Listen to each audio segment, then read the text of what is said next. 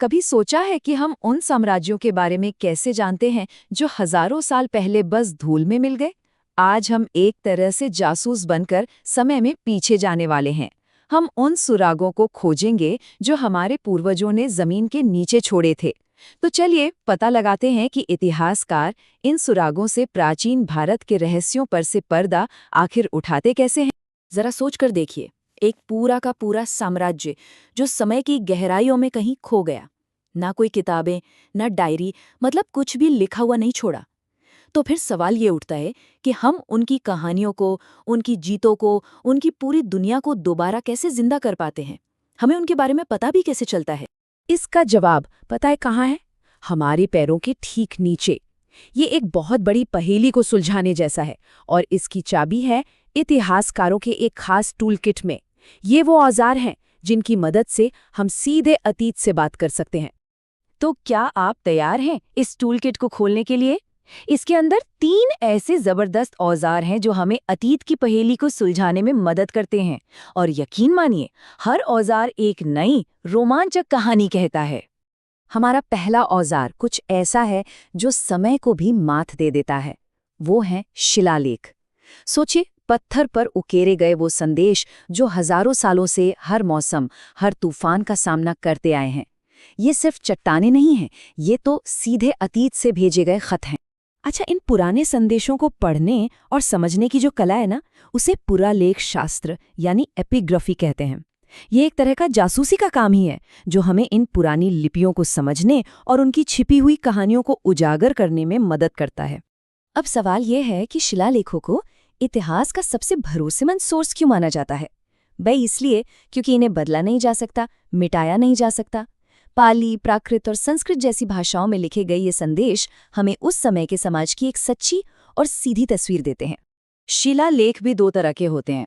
एक तरफ है आधिकारिक घोषणाएं, मतलब राजाओं की जीत और उनके शाही फरमान, और दूसरी तरफ हैं निजी शिलालेख जो हमें मंदिरों की दीवारों या मूर्तियों पर मिलते हैं, और ये आम लोगों के जीवन और उनकी आस्था की कहानी सुनाते हैं।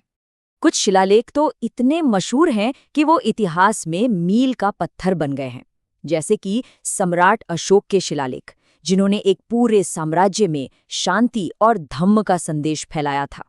ये सिर्फ पत्थर के टुकड़े नहीं हैं, ये हमारे इतिहास की नींव है। चलिए अब हमारे टूलकिट के दूसरे औजार के लिए तैयार हो जाइए, और वो हैं सिक्के।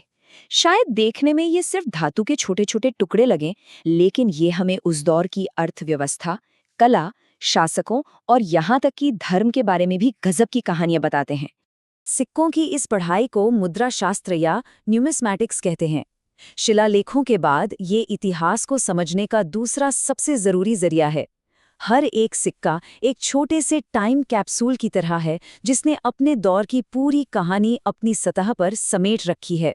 भारत के जो शुरुआती सिक्के थे वो बहुत ही सरल थे। धातु के टुकड़ों पर बस कुछ निशान ठोक दिए जाते थे।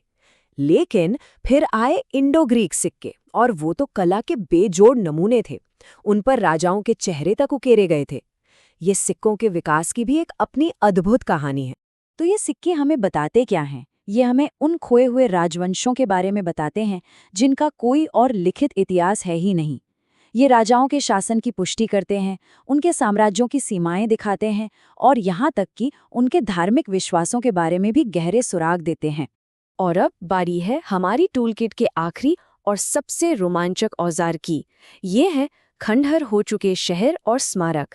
ये वो जगह है जहां इतिहास जिंदा हो उठता है। ये वो मंच है जिस पर पत्थरों और सिक्कों पर लिखी वो सारी कहानियां असल में घटी थी। जब पुरातत्ववेद यानी आर्कियोलॉजिस्ट खुदाई करते हैं तो उन्हें सिर्फ टूटी फूटी दीवारें नहीं मिलती, उन्हें पूरे के पूरे शहर मिल जाते हैं। ये हमें एक ऐसी खोई हुई दुनिया में ले जाते हैं और दिखाते हैं कि लोग असल में कैसे रहते थे, उनका जीवन कैसा था।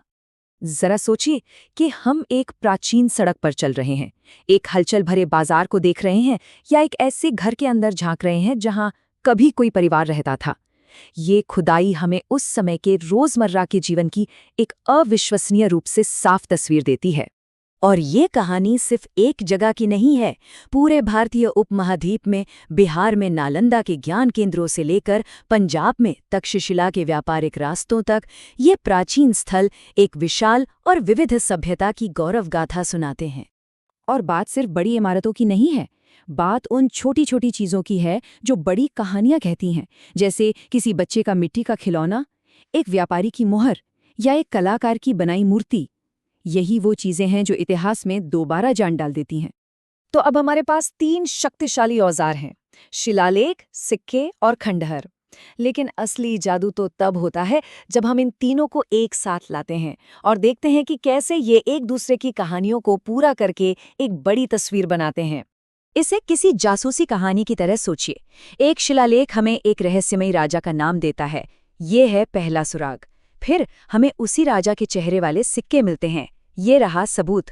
और आखिर में हम उसके शहर की खुदाई करते हैं और देखते हैं कि उसके लोग कैसे जीते थे। सारे सुराग मिलकर एक पूरी जीती जागती तस्वीर बना देते हैं। और जानते हैं, ये कहानी अभी खत्म नहीं हुई है। इतिहास कोई बंद किताब नहीं है। हर साल होने वाली नई खोजों के साथ प्राचीन भारत की कहानी लगातार बदल रही है और हमारी समझ और भी गहरी होती जा रही है। हम आज भी सीख रहे हैं। भारतीय उपमहाद्वीप वाकई पुरातात्विक जानकारी का एक अनमोल खजाना है।